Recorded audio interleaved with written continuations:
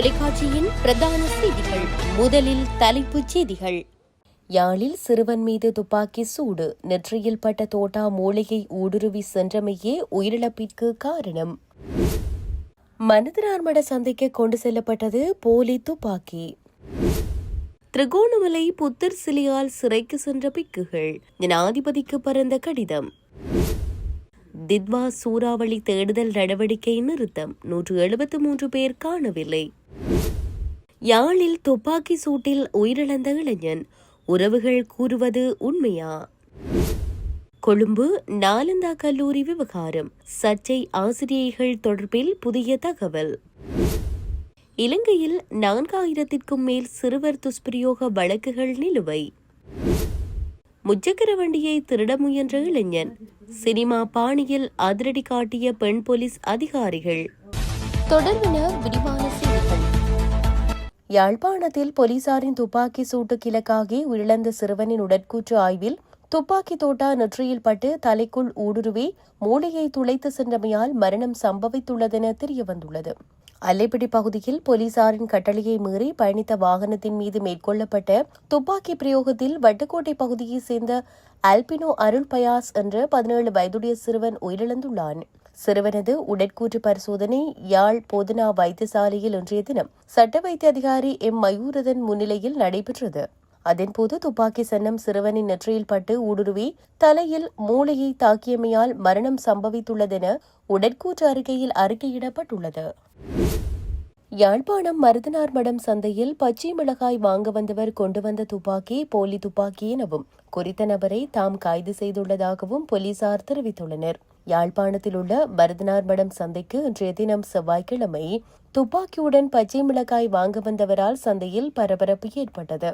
குறித்த நபர் தலைக்கவசம் அணிந்து கைகளுக்கு கையுறை அணிந்தவாறு பையொன்றுடன் வந்து அங்கிருந்த வியாபாரி ஒருவரிடம் பச்சை மிளகாயை கொள்வனவு செய்து கொண்டு சந்தைக்குள் வட்டிப்பணம் வழங்குபவர்கள் யார் என வினாவியுள்ளார். அதற்கு வியாபாரி தனக்கு தெரியாது என கூறியதும் அவர் அங்கிருந்து சென்றுள்ளார். குறித்த நபர் கையில் கொண்டுவிருந்த பையினுள் T56 ரக துப்பாக்கி காணப்பட்டதாகவும் அவரது இடுப்பு பகுதியில் கைத்துப்பாக்கி ஒன்று மறைத்து வைக்கப்பட்டிருந்தமை போன்ற தோற்றம் காணப்பட்டதாக சுன்னாகம் போலீசாருக்கு வியாபாரிகள் அறிவித்துள்ளனர். அதனையடுத்து சம்பவ இடத்திற்கு வருகை தந்த போலீசார் சந்தையில் இருந்த கண்காணிப்பு கேமரா பதிவுகளை சோதனையிட்டு துப்பாக்கியுடன் வருகை தந்த நபர் தொடர்பில் விசாரணைகளை ஆரம்பித்தனர். விசாரணைகளின் அடிப்படையில் குறித்த நபரை அடையாளம் கண்ட போலீசார் அவரை கைது செய்துள்ளதுடன் அவர் சந்தைக்கு கொண்டு சென்ற துப்பாக்கியையும் மீட்டுள்ளனர். அதன்போது குறித்த நபர் சந்தைக்கு கொண்டு சென்றது போலி துப்பாக்கி எனவும் அவர் மனநலம் பாதிக்கப்பட்டவர் என்றும் ஆரம்பகட்ட விசாரணைகளில் தெரியவந்துள்ள நிலையில் சுன்னாகம் போலீசார் மேலதிக விசாரணைகளை முன்னெடுத்துள்ளனர். திருகோணமலை போதிராஜாராமையில் புத்தர் சிலை பிரதிஷ்டை செய்யப்படுவது தொடர்பாக ஏற்பட்ட பிரச்சினை குறித்து கோட்டை ஸ்ரீ கல்யாணி சாமஸ்ரீ தர்ம மகாசங்க சபையின் மகாநாயக தேரர் கலாநிதி இத்தீபான தம்மாலங்கார ஜனாதிபதிக்கு கடிதம் ஒன்றை அனுப்பியுள்ளார். இந்த சம்பவம் தொடர்பில் பிக்குகள் உள்ளிட்ட 10 பேர் சிறையில் அடைக்கப்பட்டமை குறித்து தமது கவலையை தெரிவிப்பதாக அக்கடிதத்தில் குறிப்பிடப்பட்டுள்ளது. பண்டைய மன்னர்களால் உயிரை கொடுத்தும் பாதுகாக்கப்பட்ட மற்றும் சாசனத்திற்காக அர்ப்பணிக்கப்பட்ட இந்த புண்ணிய பூமியிலே பிக்குகள் புத்தர் சிலையை நிறுவியதாகவும் அவர்கள் சிலையை வைக்க சென்றதற்காகவே தாக்குதலுக்கு உள்ளானர்களே தவிர வேறு எந்த குற்றத்தையும் செய்யவில்லை என்றும் அதில் மேலும் தெரிவிக்கப்பட்டுள்ளது. இத்தகைய சாதாரண சம்பவத்தை அடிப்படையாக கொண்டு சாத்தியமற்ற குற்றச்சாட்டுகளை சுமத்தி அரசாங்கத்தின் தலையீட்டுடன் மேற்கொள்ளப்பட்ட இந்த நடவடிக்கை சாசனத்திற்கு எதிராக திட்டமிட்டு இழைக்கப்பட்ட ஒரு பெரும் குற்றம் என தாம் நம்புவதாகவும் அக்கடிதத்தில் மகாநாயக்க தேரர் குறிப்பிட்டுள்ளார். எனவே குறித்த பிக்குகள் உள்ளிட்ட 10 பேரையும் உடனடியாக விடுவிக்க நடவடிக்கை எடுக்குமாறு இக்கடிதத்தின் ஊடாக அவர் ஜனாதிபதியிடம் கோரிக்கை விடுத்துள்ளார். தித்வா சூறாவளியை தொடர்ந்து காணாமல் போனதாக கூறப்படும் நபர்களை தேடுதல் மற்றும் மீட்பு நடவடிக்கைகளை அதிகாரிகள் அதிகாரப்பூர்வமாக நிறுத்திவிட்டதாக பேரிடர் மேலாண்மை மையம் தெரிவித்துள்ளது. அதே சமயம் தித்வா ஏற்படுத்திய பேரழிவில் 173 பேர் இதுவரை காணவில்லை எனவும் டிஎம்சி கூறியுள்ளதாக தெரிவிக்கப்படுகின்றது. தித்வா சூறாவளி தாக்கி 2 மாதங்களுக்கு மேலாகிவிட்டதால் மீட்புப் பணிகள் நிறுத்தப்பட்டுள்ளதாகவும் தற்போதைய நெறிமுறைகளின் கீழ் மேலும் தேடுதல் நடவடிக்கைகள் தேவையற்றவை என்றும் பேரிடர் மேலாண்மை மையம் தெரிவித்துள்ளது. டித்வா சூறாவளியால் காணாமல் போனவர்கள் இறந்ததாக அறிவிக்கப்பட மாட்டார்கள் என்றும் இது 2004 சுனாமிக்கு இணையாக உள்ளதென்றும் அதன் பிறகு 5000க்கும் மேற்பட்டோர் ஒன்று வரை காணாமல் போனதாக அதிகாரப்பூர்வமாக பட்டியலிடப்பட்டுள்ளது என்றும் டிஎம்சி அதிகாரி ஒருவர் கூறியுள்ளதாக தெரிவிக்கப்படுகிறது. நேற்றைய நிலவரப்படி தித்வா சூறாவளியால் உறுதிப்படுத்தப்பட்ட இறப்பு எண்ணிக்கை 650 உள்ளது. சமீபத்தில் கூடுதலாக 4 இறப்புகள் பதிவாகியுள்ளன. மருத்துவமனைகளில் சிகிச்சை பெற்று வந்தபோது இந்த பாதிக்கப்பட்டவர்கள் சிக்கல்களால் இருந்ததாக டிஎம்சி தெரிவித்துள்ளது. வயலருவி வெட்டுக்கு வேலையாட்களை ஏற்று சென்ற போதே தனது பராமகன் துப்பாக்கி சூட்டில் உயிரிழந்துள்ளதாக உயிரிழந்த இளைஞனின் சித்தி தெரிவித்துள்ளார். யாழ்ப்பாணத்தில் போலீசாரின் கட்டளையை மீறி சென்ற வாகனத்தின் மீது போலீசார் துப்பாக்கி சூடு நடத்திய போது வாகனத்தினை ஓட்டி சென்ற 17 வயதான இளைஞன் துப்பாக்கி சூட்டுக்கு இலக்காகி உயிரிழந்துள்ளான். இளைஞனின் உயிரிழப்பு தொடர்பில் சித்தியார் தெரிவிக்கையில், இளைஞனுக்கு சாரதி அனுமதி பத்திரம் இல்லாத போதிலும் அவர் வாகனம் ஓட்டுவதனை தொழிலாக செய்து வந்தார் எனவும் போலீசாருக்கு கையூட்டுகளை வழங்கி சாரதி அனுமதி பத்திரம் ஒன்று இருந்ததாகவும் கூறப்படுகின்றது. இந்நிலையில் அருவிவெட்டு நடவடிக்கைக்காக வேலணையில் வேலையாட்களை ஏற்றுவதற்காக சென்றபோது தன்னிடம் பணம் இல்லாததால் தான் போலீசார் மறித்தபோது நிறுத்தாமல் பயணித்துள்ளதாக கூறப்படுகிறது. இதன்போதே பராமகனை போலீசார் சுட்டுள்ளனர் எனவும் வாக்குமூலம் வழங்கியுள்ளார்.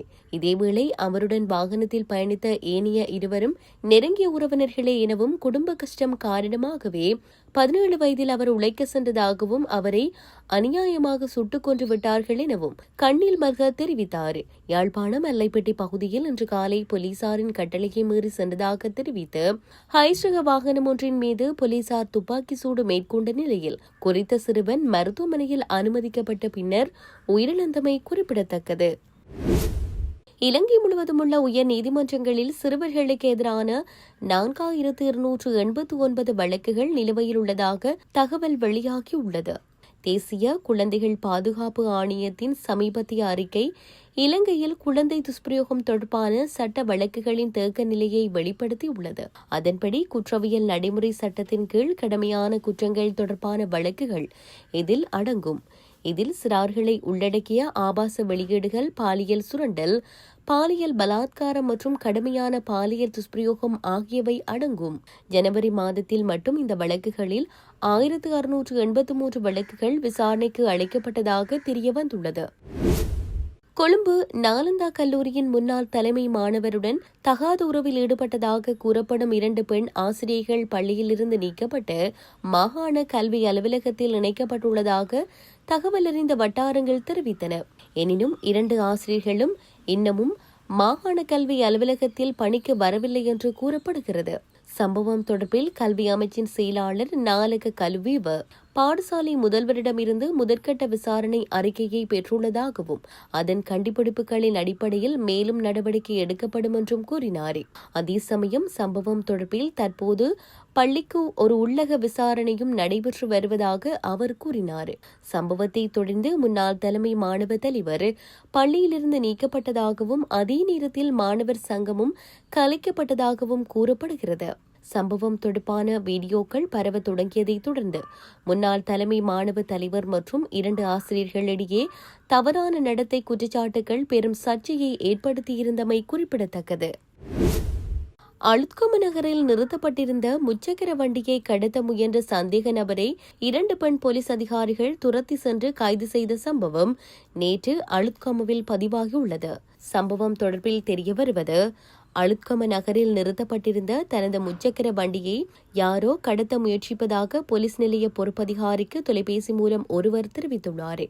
குறித்த நேரத்தில் கடமையில் 2 பெண் அதிகாரிகளுக்கு தகவல் வழங்கப்பட்டதை அடுத்து தப்பி சென்ற முச்சக்கர வண்டியை துரத்தி சென்று அளுத்கம வெளிப்பெண்ண பிரதான வீதியில் வாகனத்தை நிறுத்தி சந்தேக நபரை கைது செய்துள்ளனர். கைது செய்யப்பட்ட சந்தேக நபர் மாவனெல்லை இகலஹேன பகுதியைச் சேர்ந்த 25 வயதுடையவர் என தெரிய வந்துள்ளது. சந்தேக நபர் இன்று களுத்துறை நீதவான் நீதிமன்றத்தில் ஆஜர்படுத்தப்பட்டுள்ளார். அளுத்கம போலீசார் மேலதிக விசாரணைகளை மேற்கொண்டு வருகின்றனர். 2026 ஆண்டு நடைபெறவுள்ள FIFA உலக கிண்ண கால்பந்தாட்ட போட்டிகளை காரணம் காட்டி முன்னெடுக்கப்படும் விசா மோசடிகள் குறித்து கனடா அரசாங்கம் இளைஞர்கள் உள்ளிட்ட உலக நாடுகளுக்கு எச்சரிக்கை விடுத்துள்ளது. 2026 உலக கிண்ண போட்டிகளுக்காக FIFA விசா என்ற பெயரிலோ அல்லது வேறு ஏதேனும் விசேட சுற்றுலா விசாக்களோ வழங்கப்பட மாட்டாது என கனடா அரசாங்கம் உத்தியோகபூர்வமாக அறிவித்துள்ளது. கனடாவிற்குள் நுழைவதற்கு சாதாரண சுற்றுலா விசா அல்லது லத்திரனியல் பயண அங்கீகாரம் மாத்திரமே அவசியமாகும். முக்கியமாக உலக கிண்ண போட்டிகளுக்காக வழங்கப்படும் இந்த சுற்றுலா விசாக்களை கொண்டு கனடாவில் வேலைவாய்ப்புகளை பெறவோ அல்லது நிரந்தர வதிவிட உரிமையை கோரவோ முடியாது என அரசாங்கம் தெளிவுபடுத்தியுள்ளது. கனடா செல்வதற்கு விசா பெற்றுத் தருவதாக உறுதியளிக்கும் குடியேற்ற முகவர்கள் குறித்து பொதுமக்கள் அவதானமாக இருக்குமாறு கேட்டுக் கொள்ளப்பட்டுள்ளது. இத்துடன் செய்திகள் யாவும் நிறைவு பெறுகின்றன. மேலதிக செய்திகளை அறிந்து கொள்வதற்கு www.tamilaram.com எனும் இணையதளத்தை பார்வையிடுங்கள்.